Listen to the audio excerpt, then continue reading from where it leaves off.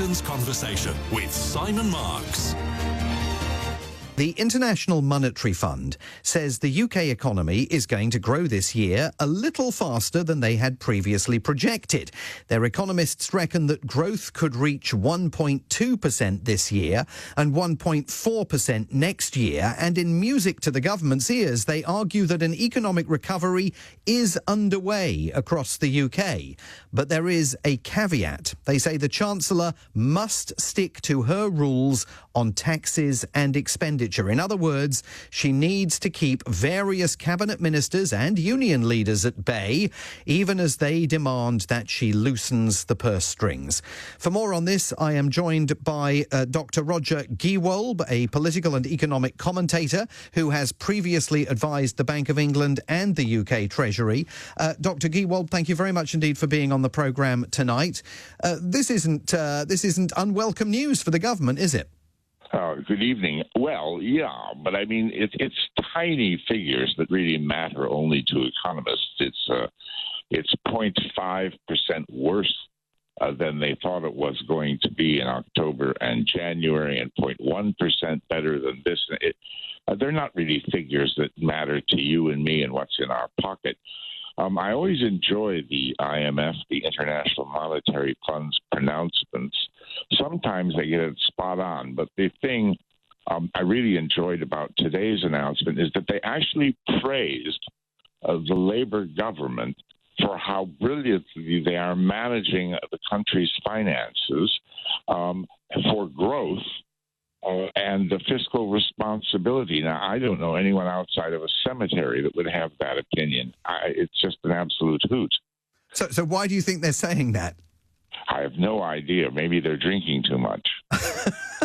But, I mean, they are arguing that an economic recovery of some kind is underway. And we saw those output figures that were released, a week ago, 10 days ago, that were better than had been anticipated. Although, of course, I suppose the impact of President Trump's tariffs have yet to be fully felt.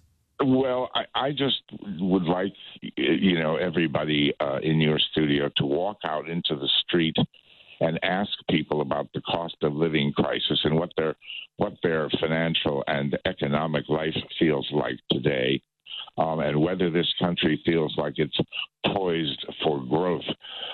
Wealthy people and business leaders are leaving and have left in droves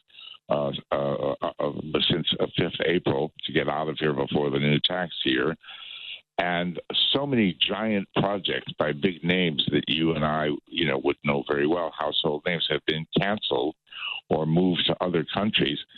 There are so many anti-growth measures this government has put in place. I just don't know how the IMF can say that. And as far as an economic recovery, well, yeah, sure. I mean, there are some numbers that are looking better and some improvement here and there, but I sure don't feel like we're in the boom. Do you think the IMF's got it wrong? This time, yes, absolutely. I mean, you think the figures are wrong, or you think the general description of what is taking place here is wrong? The general description. I mean, there's been a 0.1% improvement. I don't think that merits standing on the roof and shouting about anything. And so then couple it with a statement that the government is managing the British economy well by balancing growth with financial stability. I certainly don't think we have financial stability with the massive amount of new debt looming for Rachel Reeves with all the crazy projects they're talking about.